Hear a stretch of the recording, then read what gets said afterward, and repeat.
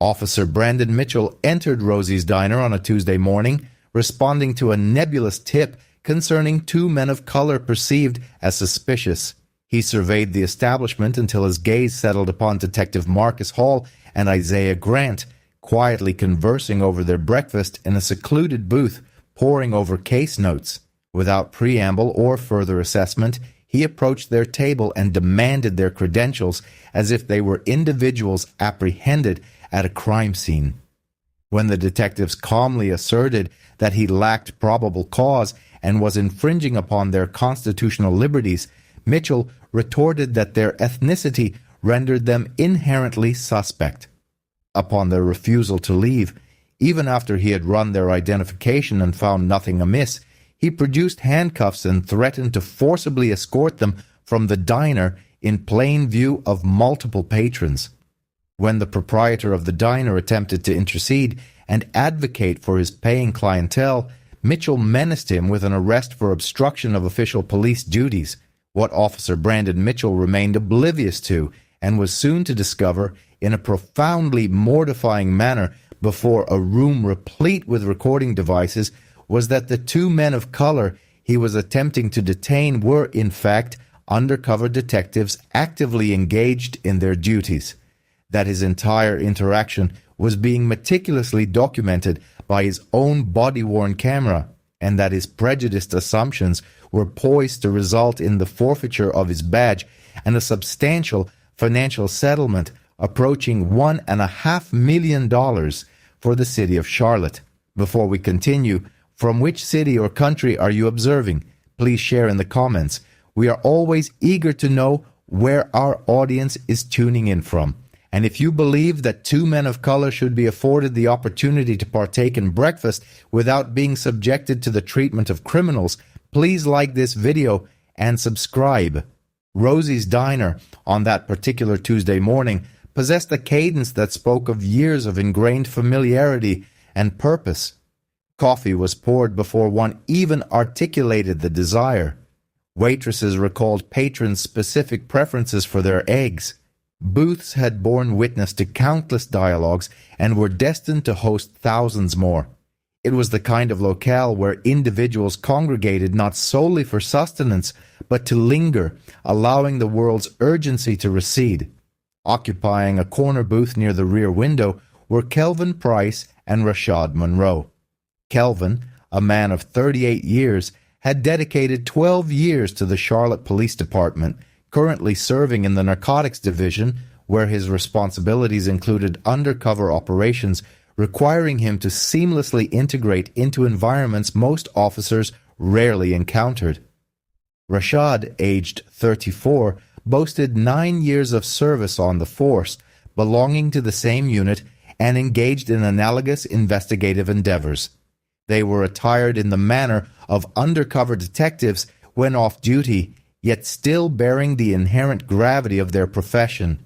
Denims and hoodies constituted their ensemble, chosen for their unobtrusiveness.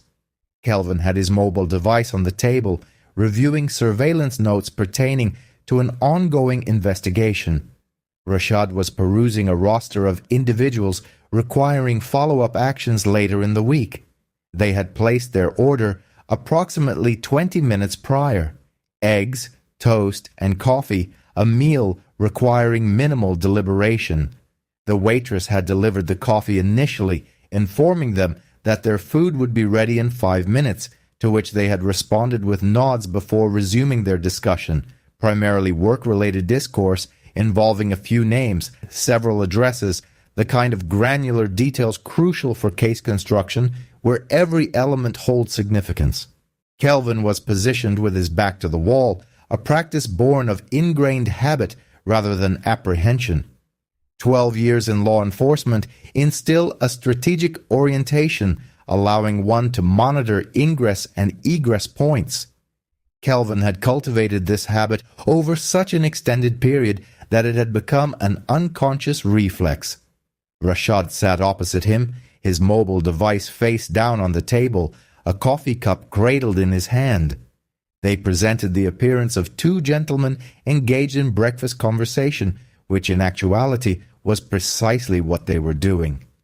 The diner was bustling, but not overcrowded, with approximately 15 individuals dispersed across booths and counter seating.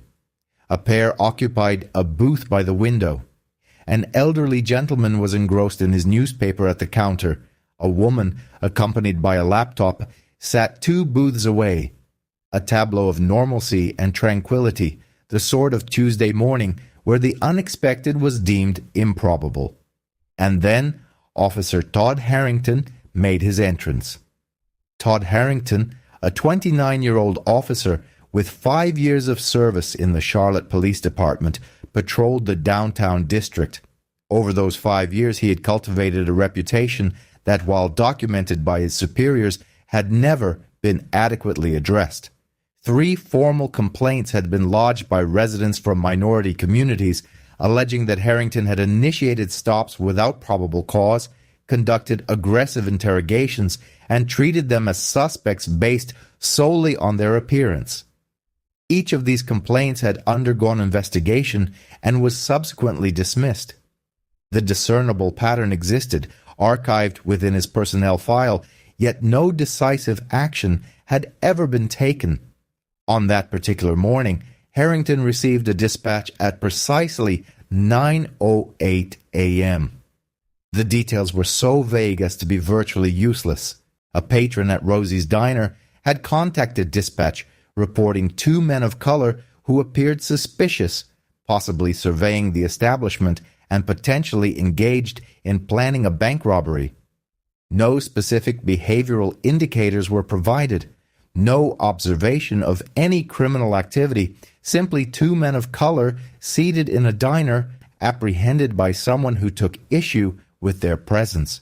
Harrington accepted the call and proceeded to the location without seeking further clarification. He entered Rosie's Diner at 9:14 a.m., and his immediate action was to scan the room. His gaze swept past the Caucasian couple in the window booth, the elderly gentleman at the counter, and the woman with the laptop, before alighting upon Kelvin and Rashad. 2 men of color occupying a corner booth, clad in hoodies, their mobile devices in hand. Harrington advanced directly toward them, bypassing the waitress, without consulting the owner and without observing their conduct for even 10 seconds. His judgment had already been rendered. He halted at the edge of their table, standing over them, his hands resting on his belt. Identification now. Kelvin raised his gaze from his device.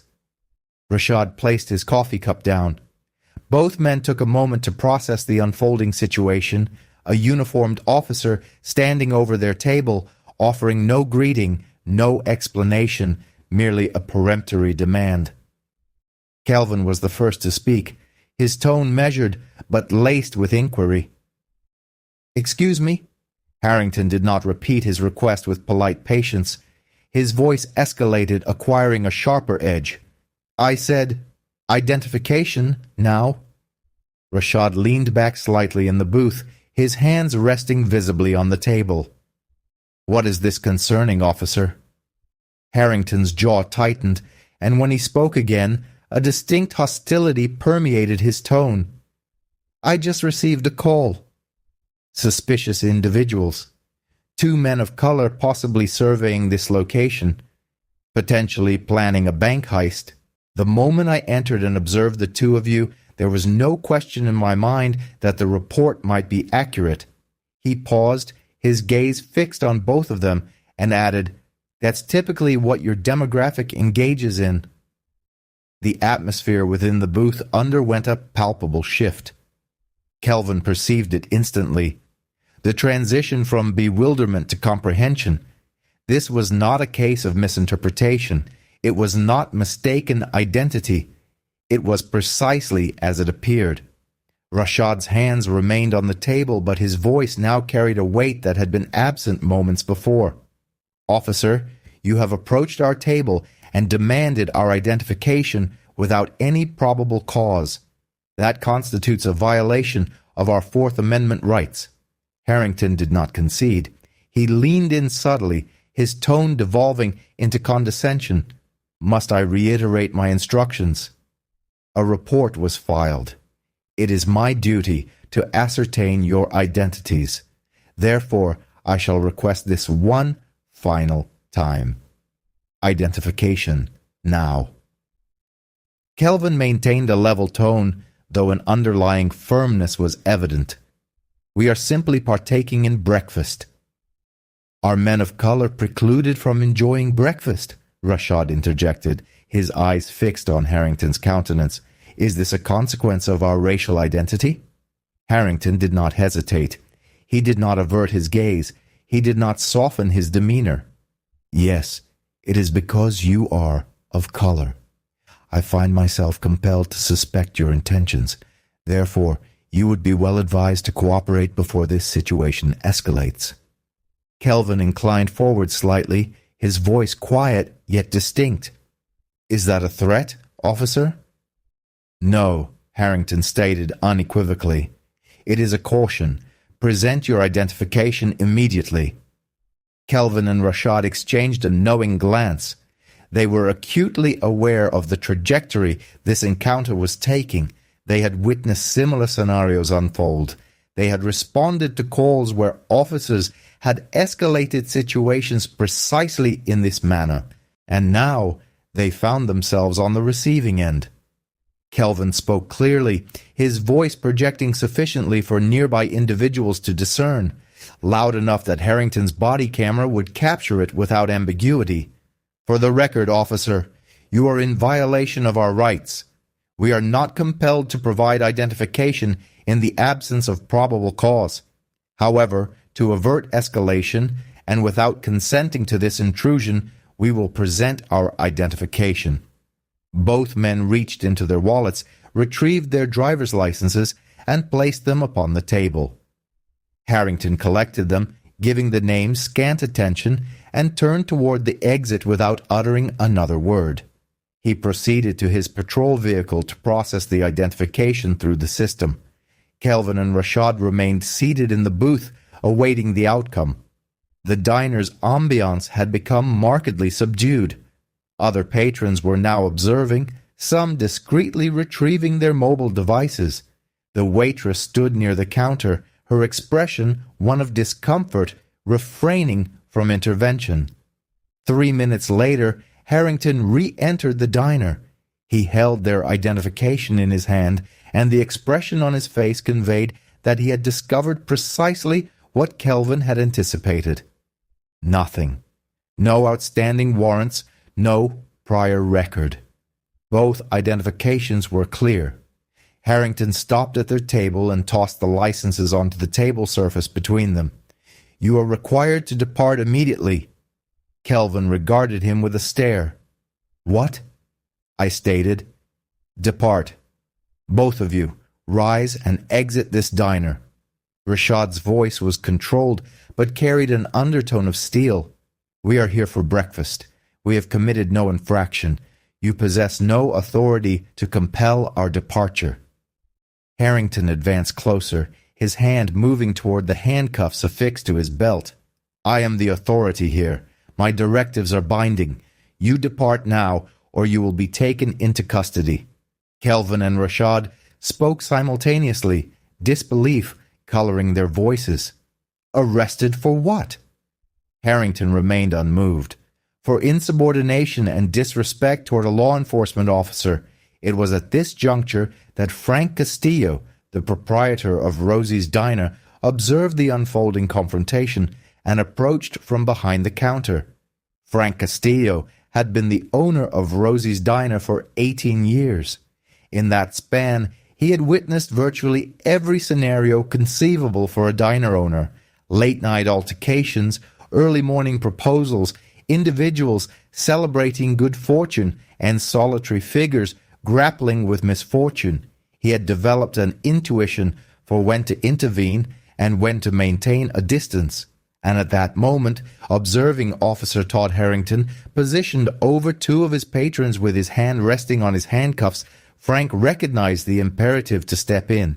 He moved from behind the counter, absently wiping his hands on his apron, despite their cleanliness.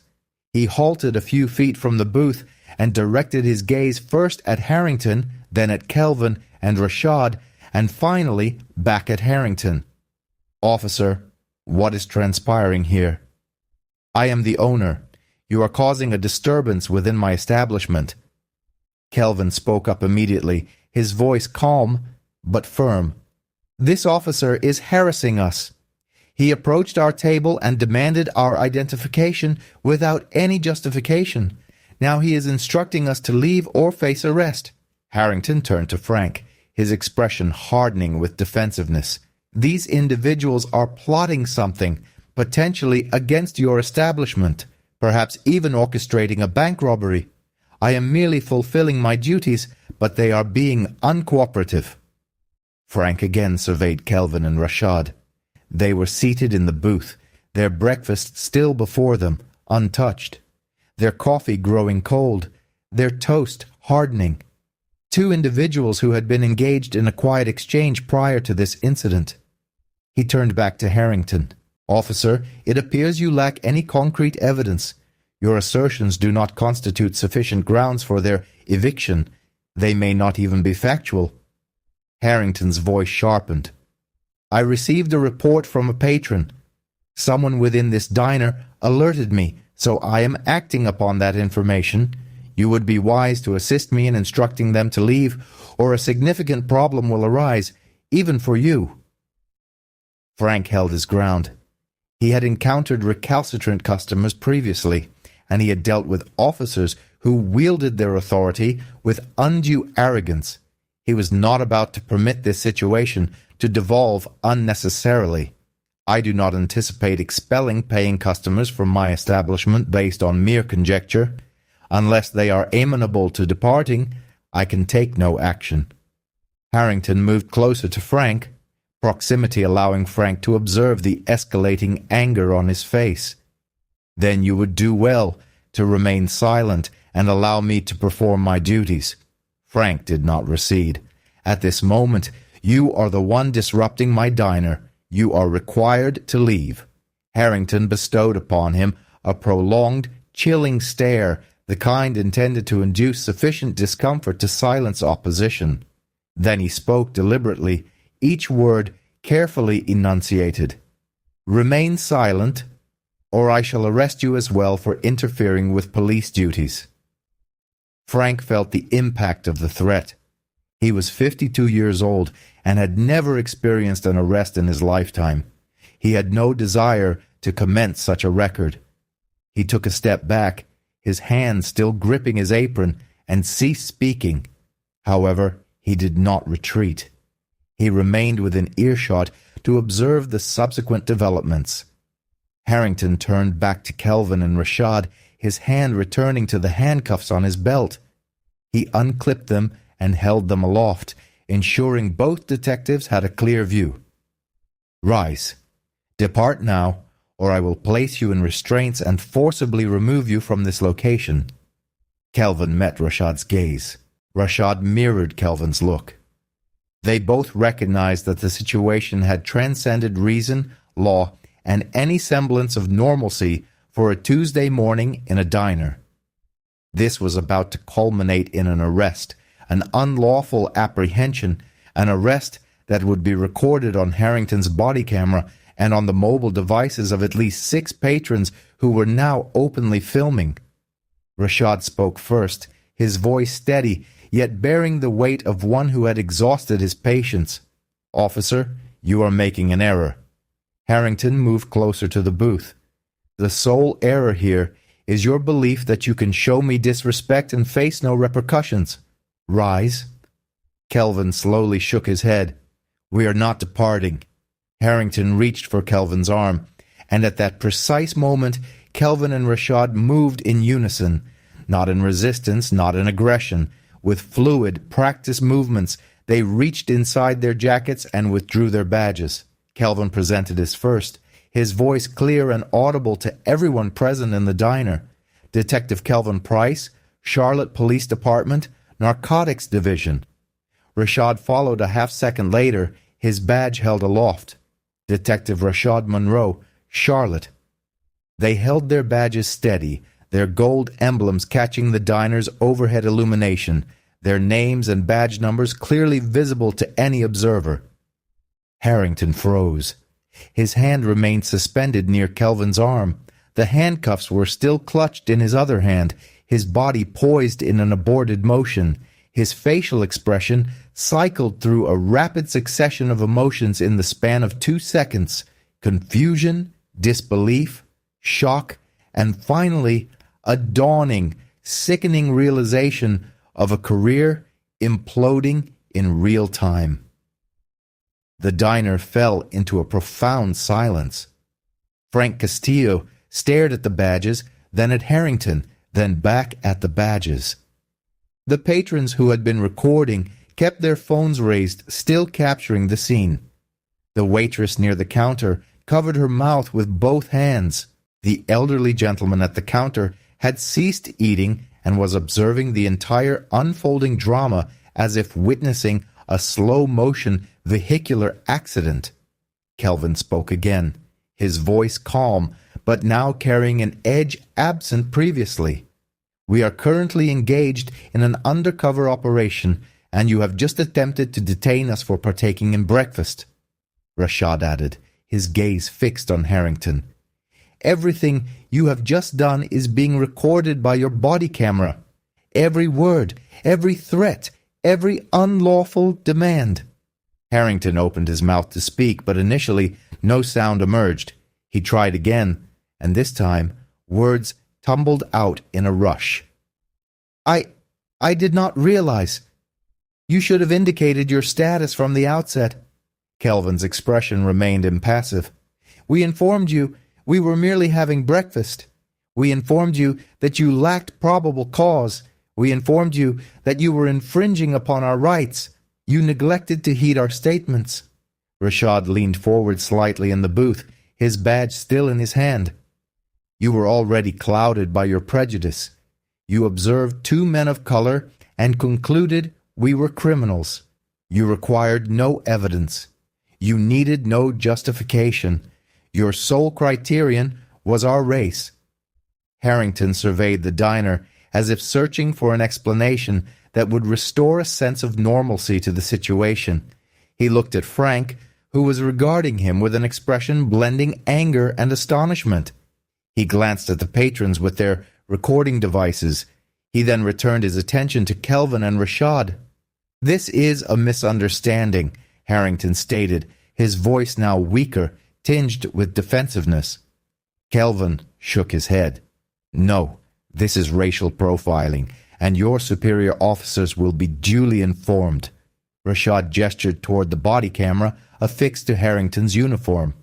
"We will be requesting that footage, every second of it, and we will ensure that everyone witnesses precisely what transpired here." Frank finally interjected, his voice taut with restrained indignation. "I informed you they were not engaged in any wrongdoing. You threatened to arrest me for defending my own customers." Harrington turned toward Frank, attempting to speak, but Frank cut him off. "You entered my diner and treated 2 paying customers as if they were criminals based on the color of their skin. And when I attempted to point out your error, you threatened me." Harrington's hands began to tremble. The handcuffs remained in one hand, now rendered useless, a stark reminder of his intended actions. He attempted to speak again. "I was responding to a report. I was performing my duties." Kelvin interrupted him, his voice cold and precise. "Your duty is to protect and serve, not to harass innocent individuals, not to violate constitutional rights, not to threaten arrest without justification." Rashad stood up from the booth, his badge still visible in his hand. "Depart now, before this situation escalates further." Harrington looked at both detectives, then at Frank, then at the still-recording mobile phones. He took a step back, then another. His face was pale, his jaw clenched, and he appeared as a man who had just grasped the magnitude of his miscalculation. He turned and proceeded toward the exit without uttering another word. He pushed through the door and stepped into the morning sunlight. The diner remained silent for several long moments after his departure. Then Kelvin reseated himself in the booth, placed his badge on the table, and looked at Rashad. "We will be filing a formal complaint immediately following the conclusion of our breakfast," Rashad nodded. "And we will be formally requesting the body cam footage." Frank approached their table, his hands still clasped around his apron. "I apologize that this transpired within my establishment." Kelvin looked up at him. "It is not your responsibility, Frank, but we will require your security camera recordings and the identities of all individuals who were filming." Frank nodded. "Whatever you require, I will provide." And outside, Officer Todd Harrington sat in his patrol vehicle, his hands resting on the steering wheel, staring straight ahead, cognizant that every action he had taken was documented and that there was no recourse to undo any of it. Kelvin and Rashad completed their breakfast in silence. The eggs had grown cold, the toast had become stiff, and the coffee tasted bitter, yet they continued to eat as departing would have felt akin to allowing Todd Harrington to achieve a victory he did not deserve. The other patrons in the diner had put away their phones, but the palpable tension had not dissipated from the room. Individuals continued to observe them, still processing the events they had just witnessed. The waitress refilled their coffee cups without prompting, and Frank stopped by twice to ascertain their well-being. Upon finishing, Kelvin produced his mobile device and initiated the call he had been contemplating since Harrington's departure. The line rang twice before a familiar voice responded. "Captain Morrison?" "Captain, it's Detective Price. I must report a serious incident involving one of our own officers." After a brief silence, Morrison's voice returned, sharper. "What transpired?" Detective Kelvin Price recounted the events with stark clarity and precision. He informed Morrison about the call Officer Harrington had responded to, the unwarranted demand for identification without any basis of probable cause, the veiled threats of detainment, the derogatory remark about their presumed background, Harrington's intimidation of the diner's owner, and the moment when both he and Detective Rashad Monroe had to reveal their badges to prevent Harrington from forcibly removing them from the establishment. Kelvin stressed that all these actions were captured on Harrington's body camera and recorded by multiple patrons. He emphasized the urgency of retrieving this footage immediately. Captain Morrison listened intently, offering no interruption. Once Kelvin concluded, a prolonged silence ensued on the other end of the line. "Are you telling me Officer Harrington attempted to detain two detectives simply for having breakfast?" "Captain, we were operating undercover.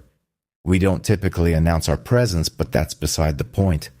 The core issue is that he observed two black men and immediately presumed them to be criminals.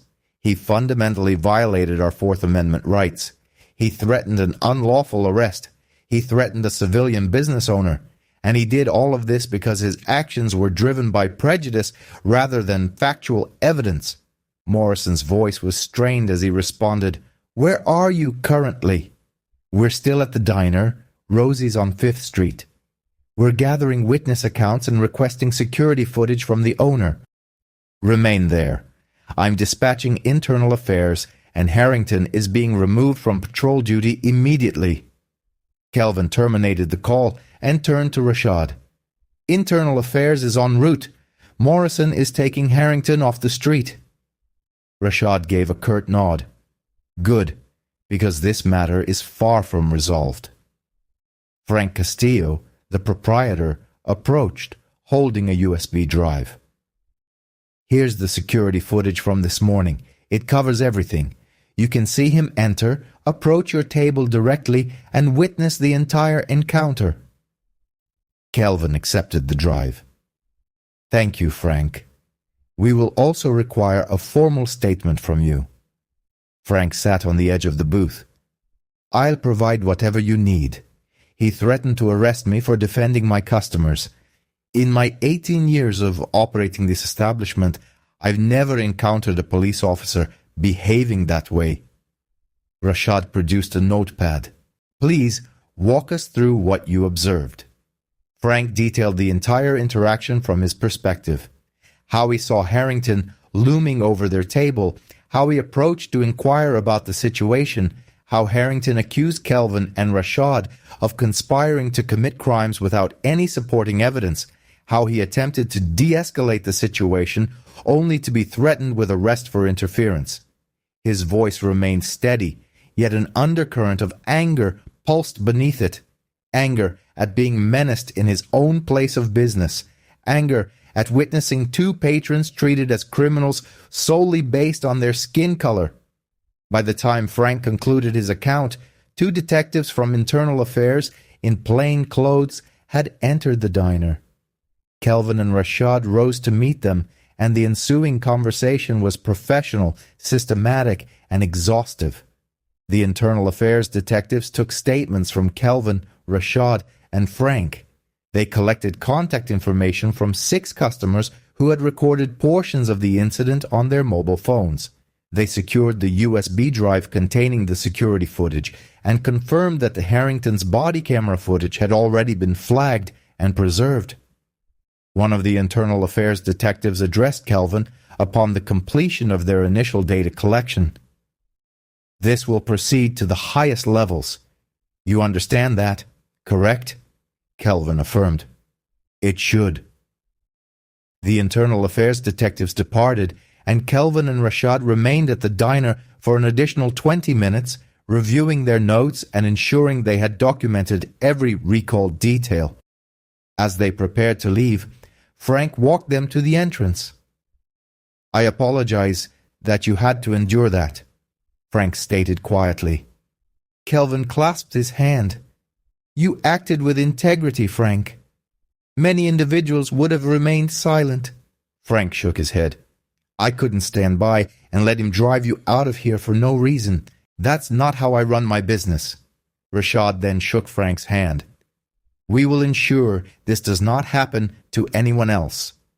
Frank watched them depart and enter their unmarked vehicle. He stood in the doorway for a moment, gazing out at the street, before returning inside to attend to the booth where 2 detectives had been subjected to harassment over breakfast. By that evening, the videos had begun to circulate widely. Customers who had recorded the incident uploaded the footage online with captions such as "Cop attempts to arrest undercover detectives for being black," and "Racist officer threatens diner owner for defending customers." The videos were shared hundreds of times within the initial hours. By the following morning, they had garnered over 2 million views. Todd Harrington's name became a trending topic, and the Charlotte Police Department was already preparing a statement they knew would prove insufficient to address the impending repercussions.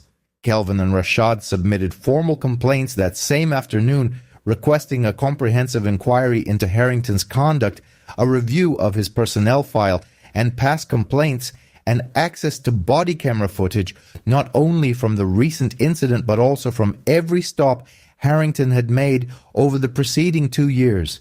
They made it unequivocally clear that they would not allow this matter to be dismissed quietly. Their reasoning was simple. If this could happen to 2 detectives, individuals possessing badges, authority, and the backing of the department, then it was undoubtedly occurring to those who lacked such advantages, those unable to produce a badge to halt the injustice, those who faced arrest, criminal records, and disrupted lives, simply because an officer perceived their skin color and filled in the blanks with baseless assumptions.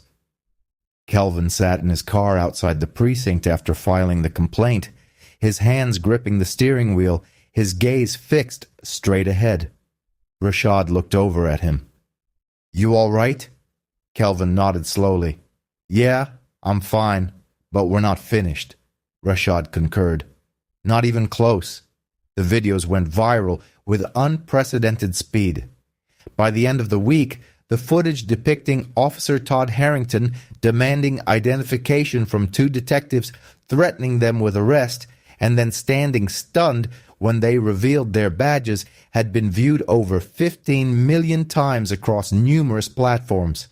Every major news outlet covered the story, with headlines practically writing themselves. Officer attempts to arrest undercover detectives for eating breakfast. Cop threatens black detectives with handcuffs within their own department. Viral video exposes Charlotte officer's racist confrontation with colleagues. The Charlotte Police Department issued a statement within 48 hours describing the incident as deeply troubling and pledging a thorough investigation. However, this statement did little to quell the public outcry. Citizens demanded answers, and they wanted them immediately. Todd Harrington was placed on administrative leave on the same day the videos achieved viral status. The internal affairs investigation proceeded swiftly due to the overwhelming nature of the evidence. Harrington's body camera footage provided irrefutable proof. The unlawful demand for identification, the explicit threats, the disparaging remark about their background, and the attempt to forcibly remove two detectives from a diner for no reason other than the color of their skin. His personnel file was thoroughly examined, and what investigators uncovered only exacerbated the situation. Over his 5 years on the force, Harrington had been the subject of 3 formal complaints pertaining to racially biased stops. All 3 complaints had been filed, documented, and subsequently dismissed without significant repercussions.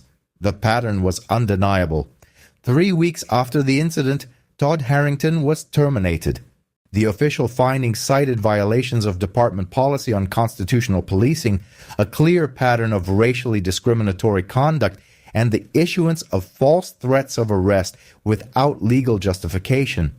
At 29 years old with 5 years of service, no other law enforcement agency in the state would consider hiring him. His name became permanently associated with one of the most widely disseminated examples of racial profiling captured on camera. However, Kelvin and Rashad were not satisfied with his dismissal alone. They initiated a federal civil rights lawsuit against Harrington and the Charlotte Police Department. The lawsuit accused Harrington of unlawful detention, violation of Fourth Amendment rights, and racial discrimination. It also implicated the department for its failure to address Harrington's documented history of biased policing despite multiple complaints on file.